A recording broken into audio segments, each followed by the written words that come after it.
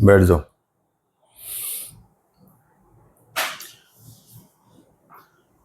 आज अपने को अगला टॉपिक मिला है बॉडी मूवमेंट। बॉडी मूवमेंट में बॉडी में मूवमेंट जो है बोन्स मसल्स जॉइंट्स के बिना तो हो नहीं सकता।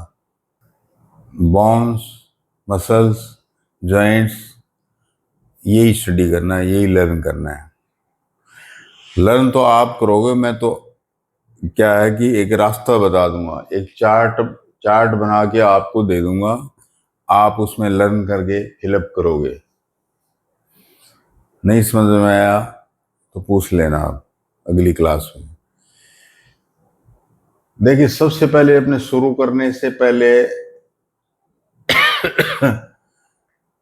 जो एक लिविंग ऑर्गेनिज्म की जो सेल होती है, जो माइक्रोस्कोप से दिखती है, सादी आंखों से नहीं दिखती, सेल, ऐसे भी जीव है जिनमें एक ही सेल है और वो खाने का यानी डाइजेशन का, रेस्पिरेशन का, एक्सक्रीशन का, नर्व्स का, मसल्स का, मूवमेंट का, यानी सारे जो काम जो अपने करते हैं, एक अलग अलग सिस्टम है अपना, लेकिन वो सारे काम एक सेल कर रही है, जैसे कि अमीबा। अब जब सारे काम एक सेल कर रही होती है, यानी आप बोल सकते हो कि सिंपल है ये सेल, सिंप्लिसिटी। जब दुनिया में जीव आया तो एक सेल लेकर आया, तो हम बोलेंगे कि सिंप्लिसिटी थी लाइफ की। अब धीरे धीरे क्या हुआ कि एक ही सेल को जब सारे काम करने पड़ रहे होते हैं तो वो टायर हो जाता है, थक जाता है, उसकी लाइफ स्पान बहुत कम हो जाती है। तो ज्यादा जो काम करते हैं, जो रेस्ट नहीं करते, ऐसा मत कर देना कि अब स्कूल नहीं जाएंगे, लर्न नहीं करेंगे, पढ़ाई नहीं करेंगे, स्टडी नहीं करेंगे, रेस्ट करेंगे क्योंकि हमें लाइफ स्पान बढ़ानी है। ये सिस्टम नहीं चलेगा। बायोलॉजी या जो साइंस है उसके हिसाब से चलेगा। कुछ टाइम काम करने का होता है, कुछ टाइम आराम करने का होता है, लेकिन मोबाइल बिल्कुल नहीं देखने का होता है। एनीवे, छोड़िए। लाइफ जो है सिंप्लिसिटी से कॉम्प्लेक्सिटी की तरफ डेवलप हुई। अब क्या है कि जो एक से बहुत सारी सेल्स, कभी एक सेल से काम नहीं चल रहा है, बहुत सारी ग्रुप के अंदर ये अपने इकट्ठे हो जाते हैं, गैदर हो जाते हैं, तो उनकी लाइफ स्पान बढ़ गई उस जीव की। अच्छा, बाद में ये कहा कि काम का बंटवारा भी अलग अलग कर लेते हैं भाई। किडनी से संबंधित मतलब क्या है, गंदगी को बाहर निकालने का काम कर लेते हैं। गट्स का काम क्या है कि डाइजेशन का काम कर लेते हैं। लंग्स बना लो, रेस्पिरेशन का काम कर लेंगे। तो कहने का मतलब ये हुआ कि अलग अलग काम के लिए अलग अलग सेल्स ग्रुप में हो गई बॉडी के अंदर।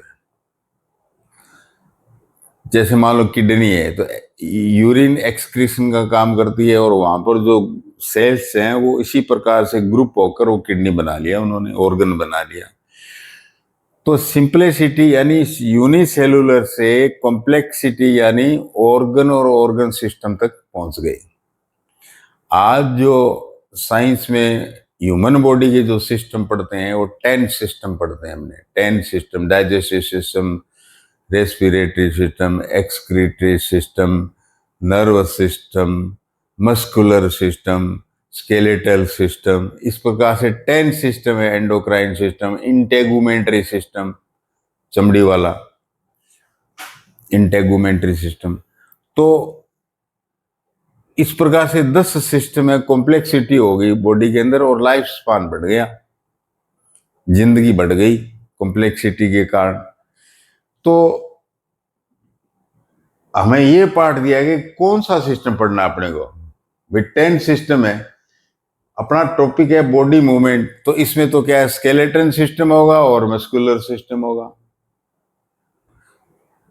आगे ना लाइन के ऊपर, इससे स्केलेटन सिस्टम और मस्कुलर सिस्टम क्या काम करता है? बॉडी मूवमेंट करता है, बॉडी मूवमेंट करता है। तो आप देखोगे स्केलेटन सिस्टम जो है वो स्ट्रेट स्टाउट खड़ा रखता है और बॉडी को लोकोमोशन और मोशन देता है, लोकोमोशन और मूवमेंट देता है। अब ये आ जाएगा लोकोमोशन और मूवमेंट में फर्क बताओ भाई। चलो भाई, रिजिड हार्डनेस और लोकोमोशन और मूवमेंट देता है स्केलेटन सिस्टम और मस्कुलर सिस्टम, ठीक है, आ गया बात समझ में। लेकिन जो वर्ड बोले गए लोकोमोशन और मूवमेंट, इसमें फर्क बताओ। एक बात तो नहीं है ये। जैसे रेल का ड्राइवर क्या है कि ट्रेन को एक जगह से दूसरे जगह ले जाता है, तो उन लोगों को क्या कहा जाता है, लोको पायलट। ट्रेन के ड्राइवर को जैसे कहते हैं लोको पायलट, वो ट्रेन को इस जगह से उस जगह ले जाता है, तो वो आदमी हो गया लोको पायलट। तो लोको का मतलब है कि लोकेशन, लोकेशन चेंज। तो मतलब कि इस प्रकार की मूविंग करो फ्रॉम प्लेस टू प्लेस, उसको लोकोमोशन कहेंगे। Location change locomotion. मैंने रास्ता बता दिया, आपको याद रखना। लोको मीन्स लोकेशन, लोको लोकेशन कैसे, मतलब प्लेस, लोकेशन मीन्स प्लेस। तो लोकेशन टू लोकेशन, इस लोकेशन से दूसरी लोकेशन चेंज करना, ये लोकोमोशन हो गया। ये जैसे मान लो आप वॉकिंग कर रहे हो, स्विमिंग कर रहे हो, रनिंग कर रहे हो, तो ये क्या है कि ये लोकोमोशन है, क्योंकि आपने एक जगह दूसरी जगह चले गए, ये बात है ना। और ये लोकोमोशन करना बहुत जरूरी है भाई। जो एनिमल्स है, सारे एनिमल जो किंगडम है, एनिमल किंगडम है, उनको लोकोमोशन करना कंपलसरी है। ऐसा ऐसा क्यों भी? क्योंकि उनको डिफरेंट डिफरेंट टाइप्स के वर्क्स करने पड़ते हैं। प्लांट्स को तो लोकोमोशन की जरूरत है नहीं। क्यों जरूरत नहीं है? वो तो ऑटोट्रॉफ है, वो तो बैठे बैठाए उनको क्या है कि भगवान सूर्य जो है सनरेज दे देता है और अपना खाना फोटोसिंथेसिस से बना लेते हैं। मतलब कहने का मतलब कि बैठे बैठाए खाना मिलता है उनको, तो वाई शुड दे लोकोमेट? वो क्यों प्लेस टू प्लेस जाए? जरूरत ही नहीं है। जो कि एनिमल्स है उसको तो खाने की खोज रहेगी, तो for the sake of nutrition he should locomote. And दूसरा जो है सेफ्टी के लिए, भाई सेफ्टी के लिए भी तो जरूरी है ना। कोई प्रीडेटर है, जानवर को खाने के लिए आ रहा है, या यूं कहिए कि उसके लिए कंडीशन फेवरेबल नहीं, आदमी के लिए भी फेवरेबल नहीं होती। कई जगह के ऊपर ज्यादा टेम्परेचर हो, कम टेम्परेचर हो, खाने के लिए खेती नहीं हो, तो वो आदमी क्या है, मूवमेंट करता है। वो आदमी मूवमेंट करता है यानी लोकोमोशन करता है for the sake of safety. दो, तीसरा जो है वो अपने मेट को ढूंढता है, आगे अपनी पीढ़ी को चलाना है। अब आगे क्या है, क्या करना है, पीढ़ी को चलाना है, तो रिप्रोडक्शन करना होगा, तो वो अपने मेट को, कहने का मतलब कि शादी ब्याह के जुगाड़ में लोकोमोशन करना पड़ेगा। तो लोकोमोशन क्या है और क्यों जरूरी है, और इसमें कौन सा सिस्टम हेल्प करता है अपने, स्केलेटल सिस्टम और मसल सिस्टम, ये हेल्प करता है लोकोमोशन में। एक तो रह ही गया ना ये मोमेंट, लोको लोकोमोशन, लोकेशन लिख दिया है, लोकोमोशन, लोकोमोशन, ये सही कर लेना। Locomotion versus movement. तो मूवमेंट में आप एक जगह पर खड़े हो, जिम में जाते हो, एक ही जगह पर खड़े रहते हो, हाथ को ऊंचा कर रहे हो, नीचा कर रहे हो, पैर को फैला रहे हो, कभी ऊंचे कर रहे हो, यानी एक्सरसाइजेस, एक जगह पर खड़े खड़े एक्सरसाइजेस कर रहे हो। किसी किसी ऑर्गन को आप मूव कर रहे हो, वो मूवमेंट कहलाएगा। तो इसमें आपने देखा क्या फर्क क्या है लोकोमोशन से, कि मूवमेंट के अंदर क्या है कि प्लेस चेंज नहीं होता, ये बात है। लेकिन दोनों लोकोमोशन और मूवमेंट दोनों ही क्या है कि स्केलेटल सिस्टम और मस्कुलर सिस्टम से ही पार पड़ती है, दोनों ही होता है ये। अब अपने स्केलेटन सिस्टम पर सीधे आ जाते हैं, human body and it's movement.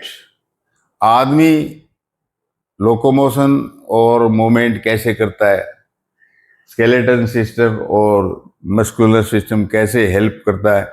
और पहले तो ये देखना पड़ेगा कि जो बोन्स है हार्डनेस और रिजिडनेस देती है अपनी बॉडी को खड़ा रहने के लिए, वो बोन पार्ट्स कितने हैं ये देखना पड़ेगा हमें। वो बोन पार्ट्स, कहने का मतलब है कि स्केलेटल सिस्टम का स्ट्रक्चर बताइए, समझाइए कि इसमें कितनी बोन्स होती हैं, क्या है ये। देखिए मैंने अलग से इसके बारे में लिखा है कि अपने शरीर में 350 जॉइंट्स है, 350 जॉइंट्स हैं लोकोमोशन और मूवमेंट करने के लिए।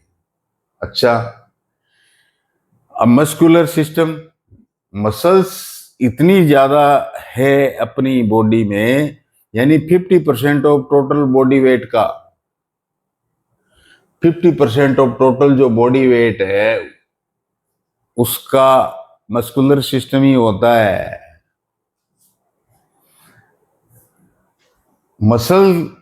मसल्स जो है वो किसी को पुश नहीं कर सकती, ध्यान रखना, पुश और पुल में फर्क है। पुल गेट के ऊपर लिखा रहता है ना, पुल द गेट, आप अपनी तरफ खींचो, मतलब आप संकुचित कर लो, कांटेक्ट कर लो उस चीज को, इतनी बड़ी है उसको खींच कर और छोटी कर लो, पुल। और जब आप थ्रो करोगे, धक्का दोगे, तो उसको पुश कहोगे। लेकिन मसल्स जो है ये धक्का नहीं दे सकती, पुश नहीं कर सकती, ये सिर्फ और सिर्फ पुलिंग का काम कर सकती है, पुल। अपने बॉडी में कितनी हड्डियां है? 206 बोन्स, 206। एक फिल्म बहुत पहले आई थी, आप तो बच्चे हो, मुन्ना भाई एमबीबीएस, वो डॉक्टरी कर रहा होता है, एक गुंडा बदमाश जबरदस्ती एडमिशन ले लेता है एमबीबीएस में अपने बाप को प्रसन्न करने के लिए, बताने के लिए कि मैं डॉक्टरी कर रहा हूं, आपका सपना पूरा कर रहा हूं, मैं कोई गुंडागर्दी नहीं कर रहा। लेकिन जब उसको कॉलेज में जाना होता है, कभी कभी जाता हो, बाकी उसके गुर्गे जाते हैं कि बॉस हम बता देंगे आपको, तो उसके गुर्गे जाते हैं, तो गुर्गों से बात कर रहा है, उनका तो काम पिटाई करना ही होता है, मर्डर करना ही होता है। तो वो बोलता है अपने गुर्गों को कि अपने तो इतनी हड्डियां तोड़ते हैं, कितनी शरीर के अंदर, बॉडी के अंदर, अब पता चला कि 206, 206 हड्डियां होती हैं। जब हम किसी की पिटाई करते हैं तो इतनी सारी हड्डियां तोड़ते हैं। तो अपनी बॉडी में टोटल हड्डियां कितनी है? बोन्स 206। जब अपने लोग जन्मे थे, जब बर्थ हुआ था, तब हड्डियां ज्यादा थी, 300 बोन्स थी। फिर बाद में 206 कैसे रहेगी? ये दिमाग में आना चाहिए ना। 206 कैसे हो गई, कम कैसे हो गई? कोई मुन्ना भाई एमबीबीएस आकर ले गया क्या? ऐसा नहीं है। आपने देखा होगा कि छोटा बच्चा होता है घर के अंदर, परिवार में, फैमिली में छोटा बच्चा होता है, तो उनकी मदर क्या है, किस प्रकार से उसकी सेफ्टी करती है, किस प्रकार से उसका निगाह रखती है। तो वो जो 300 जो हड्डियां हैं वो क्या है कि क्रेनियल होती है, सिर में होती हैं, और वो सिर्फ मेम्ब्रेनस होती हैं, 1 2 3 4 मेम्ब्रेन, पतली पतली होती हैं बिल्कुल भी, और बिल्कुल नरम, रिजिड नहीं होती, हार्ड नहीं होती। लेकिन जो जो उसकी उम्र बढ़ती है वो क्रेनियल की जो मेम्ब्रेन है वो मोटी होती जाती है, हार्ड होती जाती है, रिजिड बन हो जाती है, और खोपड़ी बन जाती है, स्कल बन जाती है। तो उसमें वो मेम्ब्रेन्स मिक्स हो जाती है, तो हड्डियां, मेम्ब्रेनस बोन्स हैं वो कम हो गए ना संख्या में, इसलिए 206 रह जाती है। इसीलिए जब कोई शिशु घर के अंदर होगा, नया बच्चा होगा और होगा, तो आप जैसे शरारती बच्चों को क्या है कि उस बच्चे के हाथ नहीं लगाने दिया जाता, अरे सिर के तो हाथ बिल्कुल मत लगाना, ये बोला जाता है। तो कुल मिलाकर ये है कि अपने शरीर में 206 बोन्स हैं, और यहां भी लफड़ा है। बोन और बोन और कार्टिलेज, भाई बोन ही बोन बोल रहे हो, स्केलेटन सिस्टम में एक कार्टिलेज भी होती है जिसको कच्ची हड्डी कह सकते हो आप, कच्ची हड्डी। आपके कान का जो ये पिन्ना है, इस कान कान को पकड़ो। पहले जब शरारत करते थे स्टूडेंट तो क्या टीचर्स कान को ही मरोड़ते थे ऐसे कि शरारत कर रहा है, होमवर्क करके नहीं लाया, कान को मरोड़ता था, कार्टिलेज को मरोड़ता था, क्योंकि वो नरम होती थी, टीचर आराम से उसको मोड़ देता था। तो अपने पिन्ना में जो इलास्टिसिटी है, नरम हड्डी है, उसको कार्टिलेज कहते हैं, और जो हार्ड और स्टिफ है वो तो बोन होगी ना। तो ये अंतर है बोन और कार्टिलेज में ये। तो इस प्रकार से मतलब क्या है कि थोड़ा स्केलेटन सिस्टम में घुसने से पहले कुछ ज्ञान लिया अपन लोगों ने। अब अपने आ जाते हैं कि बॉडी जो बोन 206 बताई है, इसका बताओ आप। जो बोन 206 बताई है वो कहाँ कहाँ कितनी कितनी होती हैं बताओ। भाई क्वेश्चन तो आपने बड़ा हार्ड किया है। हार्ड नहीं है। पहले सबसे पहले खोपड़ी में आइए, अपनी खोपड़ी के चारों तरफ हाथ फेरिए, चेहरे पर और खोपड़ी पर हाथ फेरिए, स्कल। तो पहला ऑर्गन हो गया स्कल। स्कल के अंदर जो बोन्स होती हैं वो 22 होती है। कितनी होती है? 22। अब स्कल्स के नीचे पीछे लगा हुआ इस प्रकार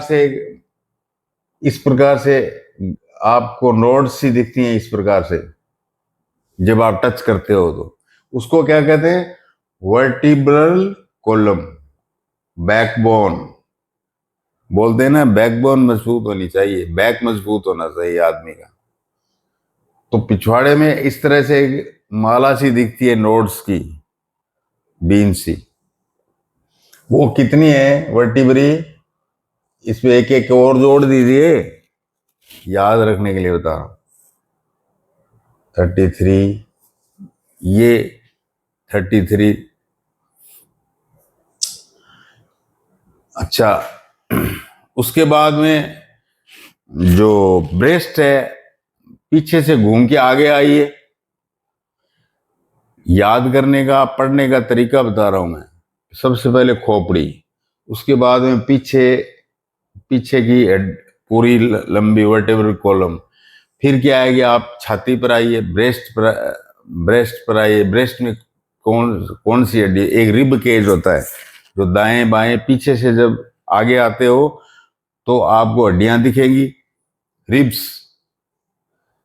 उसको रिब केज, पिंजरा, ये पिंजरा होता है जिसमें हार्ट और फेफड़े रहते हैं, जिसमें इस पिंजरे में मजबूती के लिए। तो रिब केज के अंदर भाई 12 रिब तो लेफ्ट साइड में होगी और 12 रिब्स जो है राइट साइड में होगी। आ गया ना समझ में? तो 12 पेयर्स हो गए ये, 12 पेयर्स। अब बात ये रह गई कि 12 पेयर्स जो हैं ये जुड़ते कैसे हैं आगे। एक इस तरह की एक बिल्कुल स्टर्नम हड्डी होती है जिसको छाती के बीचों बीच होती है इस प्रकार की। तो रिब्स का जो एक सिरा है यहां इनसे जुड़ा रहता है इस प्रकार से। 3 4 5 6 7 8 9। शोल्डर आएगा तब बताएंगे। तो नीचे क्या है, ये फीमर जो है, ये लिम्ब है, ये पेल्विस से जुड़ी रहती है नीचे। और आगे फिर आपको पता ही है कि पैर निचला हिस्सा नी से जो निचला हिस्सा है या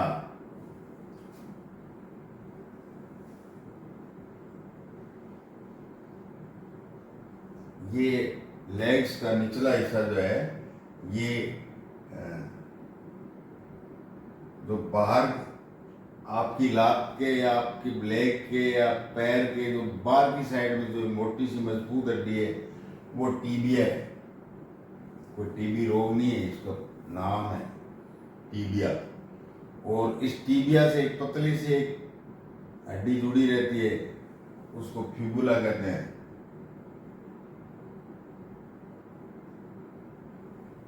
फ्यूबुला मतलब फ्रीक पतली सी, उसको हम फ्यूबुला कहते हैं। और इसको साधारण भाषा में काफ बोन भी कहते हैं। तो लेग्स में दो बोन याद रखना, थाई बोन कौन सी है, काफ बोन कौन सी है, बस इतना सा काम है।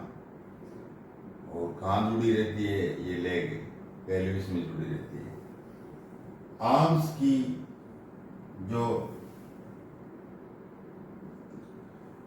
की जो आपकी हड्डी है वो यहाँ जो आपको एक पतली सी हड्डी दिखाई देती है ना, कॉलर बोन, इस प्रकार से यहाँ हाथ लगाओगे तो ऐसा लगेगा यार पतली सी है तो हड्डियाँ बाहर आ रही है, इसको कॉलर बोन कहते हैं।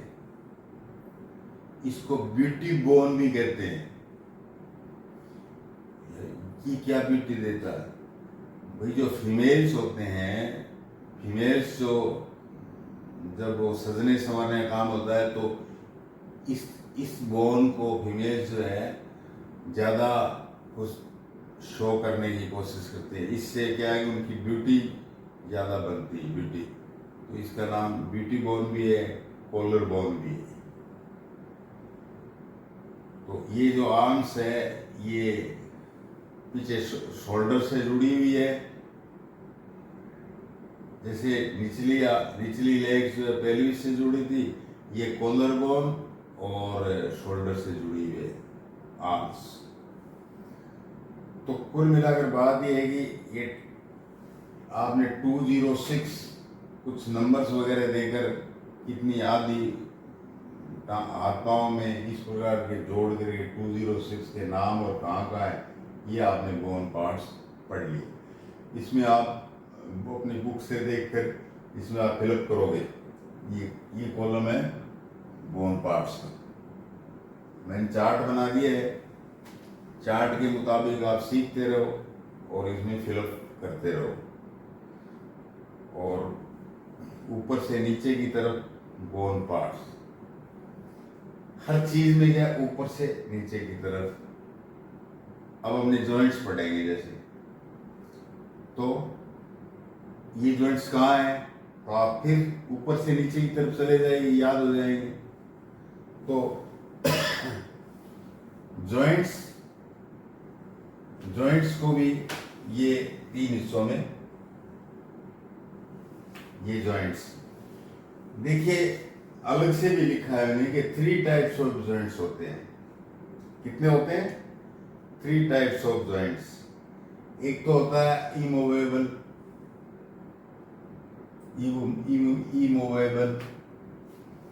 ये जॉइंट जो है मूवमेंट नहीं करने देगा, ये जॉइंट जो है मूवमेंट नहीं करने देगा, इमूवेबल है। ठीक है भाई, ओके। और इनको फाइब्रस भी कहते हैं, मतलब फाइबर की तरह से होते हैं ये जॉइंट, इनको सुचर भी कहते हैं, फाइबर। और जैसे दो कपड़ों को आप सीलते हैं ना धागे से, तो आपको स्पष्ट पता रहता है कि ये दो कपड़े हैं और धागे से जुड़े हुए हैं और ये फाड़े नहीं जा सकते, ये साथ में रहेंगे दोनों कपड़े क्योंकि सिले हुए हैं। तो वैसे ही इमूवेबल जॉइंट जो है एक प्रकार से सिले हुए होते हैं फाइबर धागे से, ये मूवमेंट इमूवेबल है। दूसरे हैं थोड़ी सी इजाजत है भाई, थोड़ी सी इजाजत है, स्लाइटली स्लाइटली मूवमेंट कर सकते हो आप। तो स्लाइटली मूवमेंट जैसे कान है, कान को आप स्लाइटली मूवमेंट करा सकते हो कि नहीं करा सकते, क्योंकि इसमें कार्टिलेज है ना, कार्टिलेज है ना इसमें। तो जिस जॉइंट में कार्टिलेज है, बोन, दो बोन्स के बीच में कार्टिलेज है, वो स्लाइटली मूवमेंट कर सकेगा, हुई ना बात। अच्छा, तीसरा क्या है, फ्रीली मूवमेंट। अब मैं यहां से हाथ हिला रहा हूं, इधर कर रहा हूं, वो कर रहा हूं, तो ये क्या है, फ्रीली मूवमेंट है। ये कौन से जॉइंट है, ये फ्रीली मूवमेंट वाले जॉइंट्स हैं। इनमें कार्टिलेज तो है ही है, साथ में एक सिनोवियल कैविटी भी होती है जिसमें फ्लड चिकना पदार्थ भरा रहता है। तो जिस प्रकार से आप मशीन में, साइकिल में, मोटरसाइकिल में आप जो ऑयल भरते हो, ऑयल लगाते हो ताकि स्मूथ चले, सिनोवियल फ्लूइड उसमें, यानी कार्टिलेज प्लस सिनोवियल फ्लूइड, वो फ्रीली मूवेबल होगा जॉइंट। तीन प्रकार के जॉइंट आप बढ़ाते रहिए। इमूवेबल में तो सिर्फ सुचर है, एक सिला जाता है, और वो भाई सिलाई, वो क्या है, सिलाई जो है अंटोवार्ड नहीं हो सकती, वो क्या कहते हैं, उधेड़ नहीं सकते उसको वापस। ये सूचर्स इस प्रकार की जो सिलाई होती है ना, तो इस प्रकार से ये मेम्ब्रेनस तो हड्डियां हैं, इस प्रकार से ये हड्डियां, जरूरी नहीं मेम्ब्रेनस हो, पेल्विक से बहुत मोटा होता है नीचे का, ये भी दो पेल्विक, ये इस प्रकार से एक इधर आ गया, एक इधर आ गया, ये दूसरा, तो दोनों पेल्विक जुड़े हुए इमूवेबल है। ये बीच में सुचर है, सुचर, और इनके बीच में मान लो कार्टिलेज हो जाती, कार्टिलेज हो जाती तो स्लाइटली मूवमेंट कर लेते हैं। और सिनोवियल फ्लूइड भी फ्लूइड आ गया इनके बीच में, फ्लड आ गया, इस फ्लूइड आ गया, ये फ्लूइड सिनोवियल, तो फ्रीली मूवमेंट हो गया। मतलब आगे से आगे तीनों जॉइंट जो प्रकार हैं, टाइप्स हैं, वो आप इस प्रकार से याद रख सकते हो कि एक में तो कुछ भी नहीं है तो वो इमूवेबल होगा, दूसरे में क्या है कि नरम कार्टिलेज होती है तो वो थोड़ी सी इजाजत मिल जाती है, उसमें स्लाइटली मूवेबल होगा, और एक में क्या है कि बड़ा चिकना पदार्थ है, सिनोवियल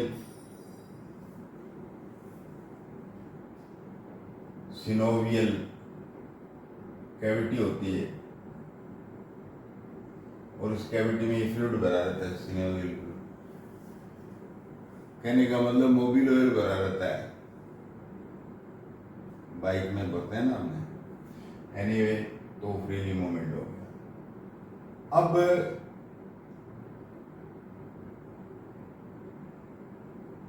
जॉइंट्स का मतलब क्या है, एकल नहीं है, बीच बीच में टुकड़े हो गए ना बोन्स के पूरे, टॉप टू टॉ है नीचे तक, एकल नहीं है, टुकड़े हैं। तो ये जो टुकड़े हैं, कोई फीमर बोन है, कोई ऊपर की शोल्डर की है, कोई गर्दन की है, कोई हाथ की अंगुलियों की है, कोई कोहनी की है, ये जो जॉइंट है, ये जो बोन्स हैं, ये आपस में किससे जुड़ी होती हैं? आपस में तो ये बोन्स जुड़े रहेंगे तभी तो अपने क्या बोलते हैं कि परफेक्ट है, साबुत है, पूरे हैं। ऐसा थोड़ी है कि अपने टुकड़े टुकड़ों में चलते हैं, जब जरूरत हो तो जोड़ा और फिर लोकोमोशन और मूवमेंट करने लग जाएंगे, ऐसा थोड़ी है। नेचर में क्या है कि इनको जोड़ के रखा हुआ सारी हड्डियों को आपस में। तो भाई किससे किससे जुड़े रहते हैं ये हड्डियां? ये जुड़ी रहती है टेंडन और लिगामेंट से, टेंडन और लिगामेंट से।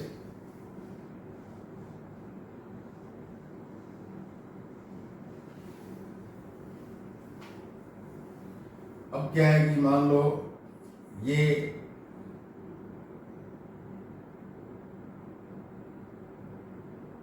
एक हड्डी है और ऊपर ये भी एक हड्डी है।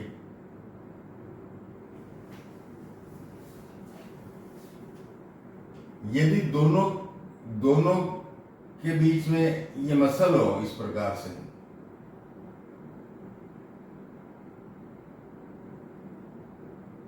खाली मसल्स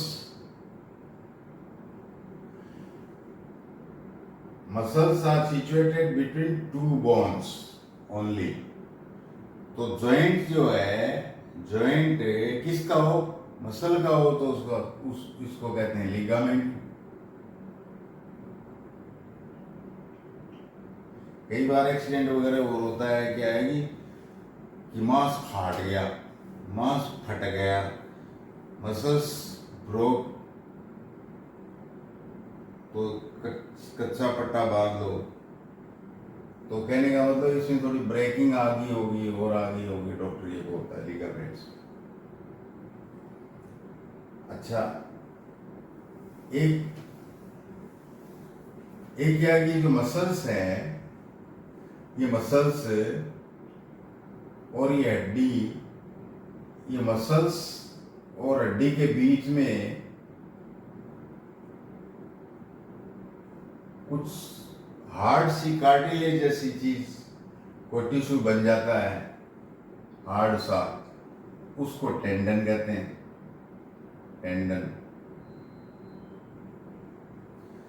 मतलब मसल्स और बोन के बीच में जो जॉइंट है वो एक अलग टिश्यू होता है कार्टिलेज का। दैट जॉइंट जो है that is not muscle, special type of tissue है वो, लेकिन वो मसल और बोन को जोड़ रहा है, ज्वाइंट कर रहा है, इसलिए हम इसको बोलते हैं टेंडन। आपको ये याद रखना है टेंडन और लिगामेंट्स में क्या डिफरेंस है, ये क्वेश्चन आता है। अब अपने जॉइंट्स पर आ जाते हैं। वो तीनों जॉइंट्स जो है वहां यहां लिख लिया हमने, फिक्स्ड लिख लिया।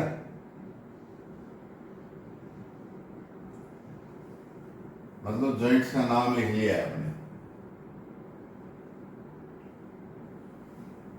अब लाइन से अपने इसको शुरू करते हैं। फिक्स्ड का नाम लिख दिया, दूसरा कॉलम अपने बना लिया। ये कहाँ, वेयर, ये जो फिक्स्ड जॉइंट है जो हड्डियों के बीच में सिलाई हुई है, कहाँ पाए जाते हैं इस प्रकार के फिक्स्ड जॉइंट, कहाँ पाए जाएंगे?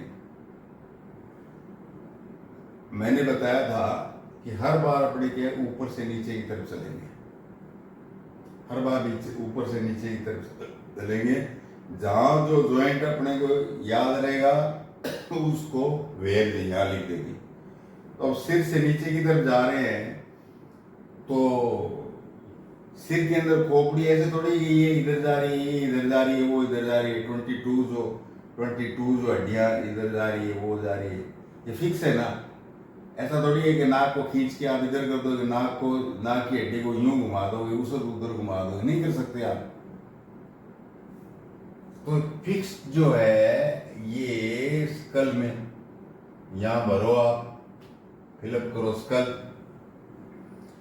स्कल से नीचे जाओगे, सारों में ये रिब्स वगैरह हिलती रहती हैं, हाथ वगैरह हिलता रहता है, ये फिक्स्ड नहीं है, फिक्स नहीं है। ये पेल्विस नीचे नीचे जहाँ अपने बैठते हैं वहां पर जो हड्डी है इस प्रकार के जो दो हड्डियां हैं इस प्रकार से,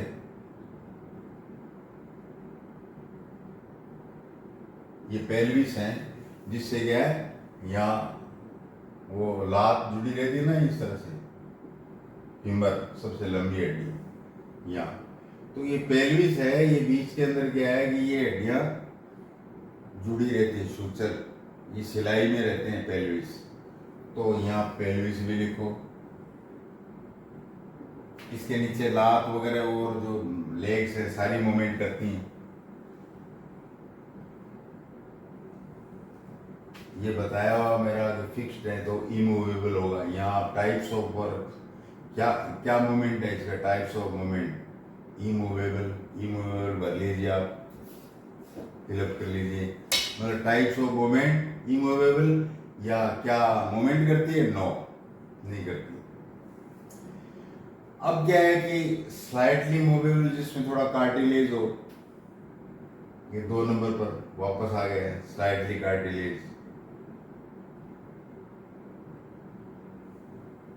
जो बैकबोन है, जो बीट से स्कल के नीचे जाओगे आप, स्कल का तो हो गया, नीचे जाओगे स्कल के नीचे इस प्रकार से, तो जो बैकबोन है वो थोड़ा सा आप उससे कसरत कर सकते हो इस तरह से, मामूली थोड़ा पीछे थोड़ा आगे। ऐसा नहीं आप 300 पीछे 360 या 360 डिग्री कर लोगे आप, बैकबोन को टूट जाएगा, कार्टिलेज खत्म हो जाएगी। तो इसमें क्या है कि जो वर्टिब्री होती है इस प्रकार से,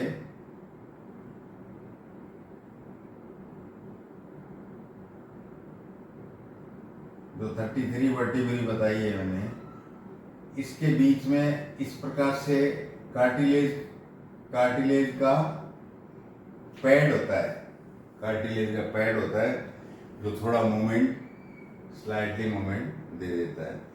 तो यहाँ पर क्या लिखोगे, वर्टेब्रल कॉलम, इसको फिलअप कर लीजिए, वर्टेब्रल कॉलम। अब जो मेन आता है फ्रीली मूवेबल, फ्रीली मूवेबल, ये 2 हटा देते हैं।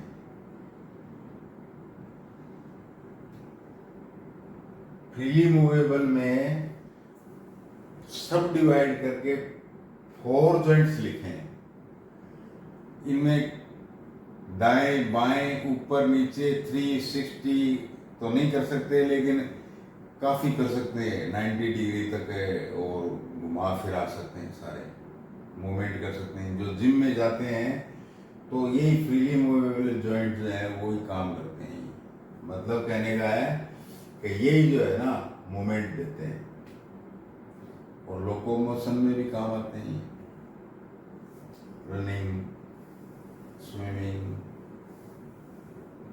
लोकोमोशन, उसमें भी काम आते हैं चारों जॉइंट। तो बाल एंड सॉकेट, भाई कोई हड्डी होगी इस प्रकार से, और इसके ऊपर एक कप जैसा होगा इस प्रकार से, दूसरी हड्डी का कप होगा, और यहाँ फ्लूइड भरा होगा, सिनोवियल, थोड़ी कार्टिलेज होगी। तो ये बॉल जैसा हो गया ना, बॉल, गोल जैसा हो गया, और ये कप जैसा जो है इस कप में फिट रहेगी बॉल। अब इसमें क्या, इस तरह का हो तो क्या होता है कि सारी सारी डायरेक्शन में घुमा सकते हो आप इसको, ऐसे करो, ऐसे करो, ऐसे करो, पीछे करो। शोल्डर की बात कर रहा हूं मैं। यहाँ बॉल एंड सॉकेट है, यहाँ जो नी है, सारी जगह इस बॉल को ऐसे घुमा सकते हो सारी जगह। तो ये बॉल एंड सॉकेट जो है ये काम होता है इधर हिप में, जो हिप की दो हड्डियां है पेल्विस, वो तो आपस में इमूवेबल से जुड़ी रहती हैं, लेकिन जो साइड में जो सबसे लंबी हड्डी फीमर है वो बॉल एंड सॉकेट से जुड़ी रहती है। तो आप टांग को इस प्रकार से, आप जब पीटीआई कसरत कराता है, एक्सरसाइज कराता है, इस प्रकार से, इस प्रकार से, इस प्रकार से, तो यहाँ जो हिप है वो आप ऐसे कर लेते हो, फिर ऐसे कर लेते हो, फिर वो पीछे करो, टांग को ऐसे कर लेते हो, आगे कर लेते हो, ये हिप से। तो हिप एंड शोल्डर बढ़िया बॉल एंड सॉकेट में वेयर का हिप्स and shoulder, hip and shoulder, ये बढ़िया आप इसमें। और मूवमेंट किधर कर सकते हो, इन ऑल, वहां लिख लीजिए इन ऑल डायरेक्शंस, सारी जगह ये बॉल घूमती रहेगी इन ऑल डायरेक्शन। ये बॉल एंड सॉकेट्स कहाँ, हिप एंड ये शोल्डर। दूसरा है हिंज।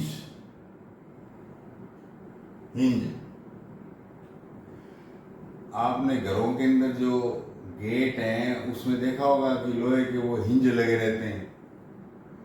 तो गेट को एक डायरेक्शन में तो आप खोल सकते हो, बंद कर सकते हो, खोल सकते हो, यानी एक फिक्स डायरेक्शन है उसमें। उसको आप 360 नहीं घुमा सकते हो, टूट जाएगा, वो टूट जाएगा। तो देखिए ये तो चारों तरफ घूम रहा है शोल्डर, इसके बाद में ऊपर से नीचे जाते हैं तब ये हिंज आ जाएगा।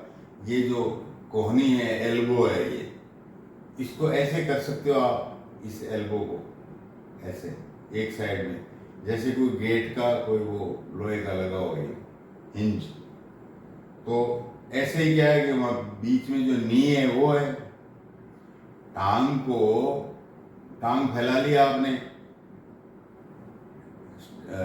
टांग को कांटेक्ट कर लिया, फिर स्ट्रेच कर लिया, लेकिन टांग को ऐसे थोड़ी कर सकते हो आप बीच में, थाई से ऐसे टूट जाएगा ना, तो गड़बड़ हो जाएगी। तो ये हिंज जो है यहाँ पर ये वेयर एल्बो और नी में, और नीचे जाइए इस लिम्ब में, फिंगर को क्या इस साइड में थोड़ी टच कर सकते हो आप, यूं मोड़ कर, हाँ इधर कर लिया, ये मुट्ठी बंद कर ली, लेकिन मुट्ठी को खोल लिया तो खोल लिया, लेकिन ऐसे थोड़ी मुट्ठी उल्टी दिशा में भी आप बंद करो, लेकिन नहीं कर सकते आप। तो हम भरिए कहाँ, हिंज, एल्बो, नी, फिंगर्स आए ना उनमें। तो इसमें क्या होता है कि सिर्फ एक डायरेक्शन में, ऐसे जैसे मुट्ठी होगी ना, एक ही डायरेक्शन में, दूसरी डायरेक्शन में नहीं। ये हिंज जॉइंट है। पाइवोट, ये जो ग्लोब, जो आपके सिर वाला जो ग्लोब है, ये बॉडी के ऊपर रखा हुआ है, यहाँ गर्दन में जो एक वर्टिब्री है उसके ऊपर रखा हुआ है, एक सिलिंड्रिकल बोन होती है उसके ऊपर रखा हुआ है। तो इसमें रोटेशन क्या है कि राइट लेफ्ट और थोड़ा पीछे और आगे। तो रोटेशन कहने का मतलब सिर्फ रोटेशन कर सकते हो। बोन, जो ये नेक की बोन है, ये गर्दन सिलिंड्रिकल बोन जो है नेक की, ये ओनली रोटेशन कर सकती है इस प्रकार से ऐसे। ये पिवोट जॉइंट है, इसमें भर देगा गर्दन में, नेक रोटेशन है राइट लेफ्ट, मामूली अपवार्ड मामूली डाउनवर्ड, ये पाइवोट जॉइंट हो गया। और उधर भर दिया आपने, ये ओनली वन डायरेक्शन। अब आइए अब चौथा जॉइंट ग्लाइडिंग। ग्लाइडिंग क्या दाएं बाएं क्या ऊपर नीचे सारी डायरेक्शन में, ग्लाइडिंग सारी डायरेक्शन में, क्योंकि बोन्स जो है एक दूसरे के ऊपर चढ़ जाती हैं। जैसे शटर खींचते हैं ना, शटर वो एक दूसरे के ऊपर चढ़ जाती है, वो गोली सी होती है, तो वैसे ये गोली ऐसी होती है यहाँ ये जॉइंट में, यहाँ वो पैर में नीचे, एंकल जो है यहाँ एंकल में, और जो ये रिस्ट है और नीचे जो एंकल है, इनमें बहुत सारी हड्डियाँ होती हैं, वो एक दूसरे के ऊपर ग्लाइड कर सकती हैं। और वो क्या है कि साइड बाय साइड जाए, ये ऐसे भी हो सकता है, ये ऐसे भी हो सकता है, और ये लेफ्ट में भी हो सकता है, ये राइट में भी हो सकता है, ये लेफ्ट में भी हो सकता है, ये रिस्ट ऐसे ही वहाँ एंकल में हो सकता है ना। तो ये ग्लाइड हो सकती है, इसमें हड्डियाँ बहुत होती हैं, 8 हड्डियाँ होती हैं इस रिस्ट के अंदर, ऐसे 8 वहाँ एंकल में होती हैं, तो एक दूसरे के ऊपर चढ़ जाती हैं, ग्लाइड कर लेती हैं, ग्लाइडिंग कहते हैं। इन आर डायरेक्शन लिख दीजिए बस वहाँ, इन आर डायरेक्शन, किधर टाइप्स ऑफ मूवमेंट में आर डायरेक्शन। ये तो देखिए, ये बोन का स्ट्रक्चर मैंने बता दिया, 3 टाइप के जो जॉइंट्स है वो मैंने बता दिए, और तीनों जॉइंट्स को अलग अलग करके फिर से अपने क्या डिस्क्राइब किया है, एक कॉलम बनाया है, उसमें आप फिलअप कर लेना लर्न करते हुए, क्योंकि इन्हीं में से क्वेश्चन पूछेंगे। ग्लाइड कौन सा जॉइंट ग्लाइड, ये इसमें निम्न में आप बताइए कौन सा ग्लाइडिंग है, बॉल एंड सॉकेट है, कौन सा है।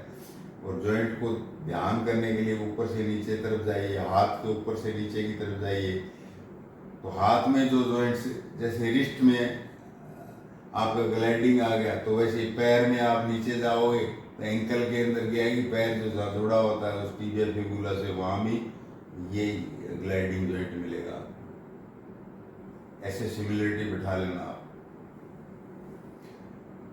अब जो दूसरा जो सिस्टम है जो लोकोमोशन और इसमें हेल्प करता है मूवमेंट में, ये मस्कुलर सिस्टम है। ये मस्कुलर सिस्टम, ये बताया मैंने कि ये सिर्फ ओनली पुलिंग करता है, पुश नहीं करता। तो पुलिंग करता है तो ये क्या है कि लीवर के रूप में काम करता है। लीवर होता है ना, जिस प्रकार से आपने देखा होगा कि कोई भी काम आप, जैसे कि ये लंबे एक लॉन्ग मतलब स्टिक से ज़्यादा अच्छा काम कर सकते हो आप, मतलब इस तरह से कोई घुमाना हो तो वर्क अच्छा हो सकता है इस प्रकार से।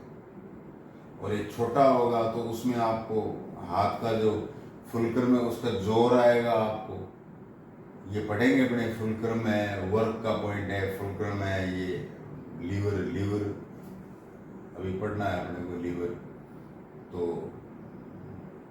हर काम क्या है कि लीवर से होता है। जैसे आप कैंची से आप कपड़ा काटते हो तो वो भी एक लीवर है, मतलब वर्क हो रहा है, आराम से वर्क हो रहा है।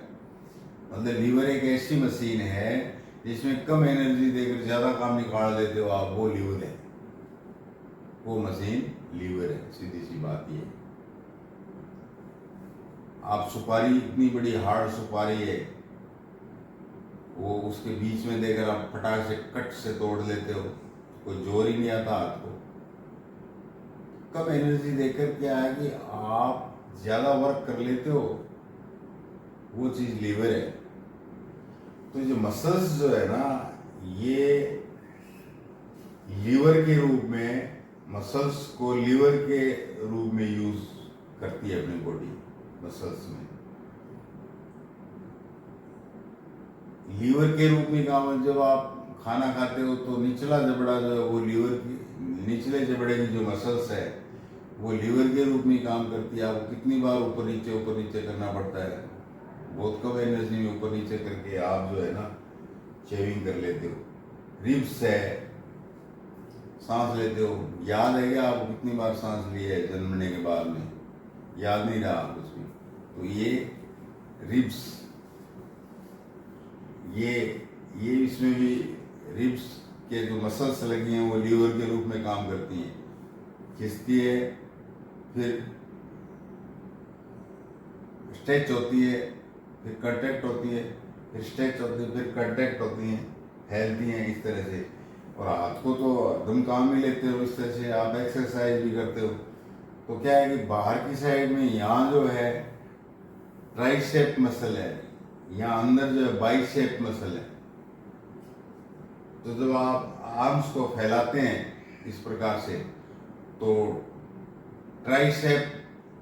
ट्राइसेप मसल्स जो है वो फ्लेक्सेड होती हैं और बाइसेप जो है वो कॉन्ट्रैक्ट होती हैं इस प्रकार से। और जब फैलते हैं तो बाइसेप कॉन्ट्रैक्ट करती है और ट्राइसेप फैलती है।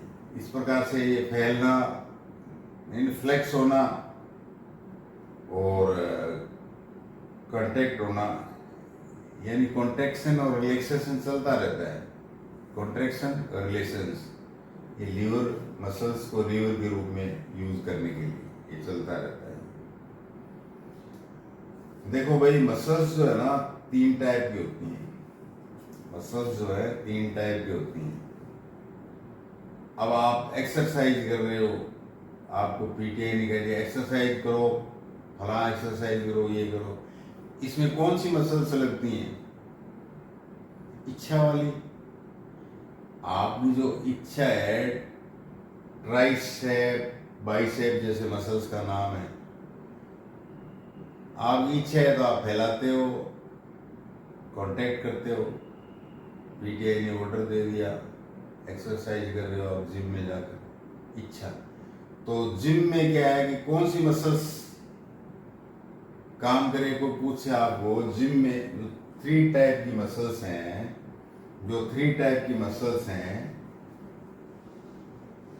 इन 3 टाइप की मसल्स में जिम में कौन सी मसल्स काम में लेते हो आप? वॉलंटरी,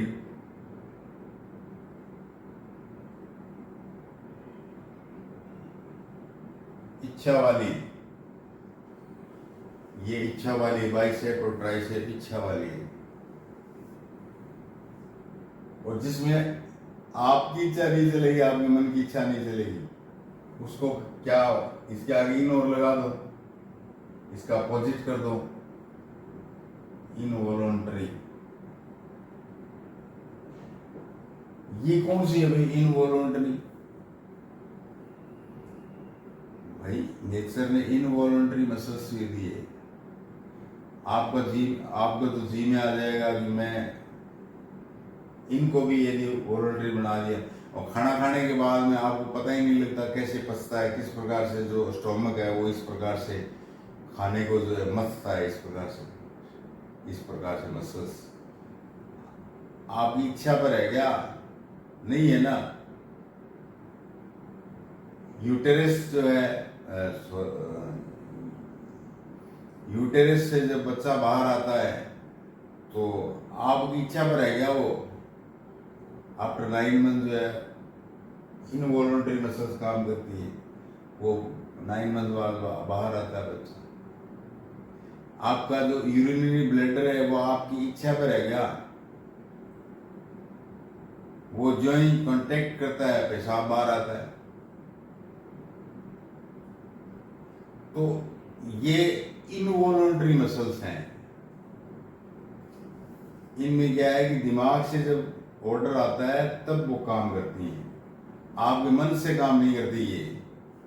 ये तो करती हैं आपके मन से वॉलंटरी, और इनवॉलंटरी करती है दिमाग से। समझ में आ गया ना बात? एक तीसरी प्रकार की वो रहती है, भयंकर है वो, कार्डियक।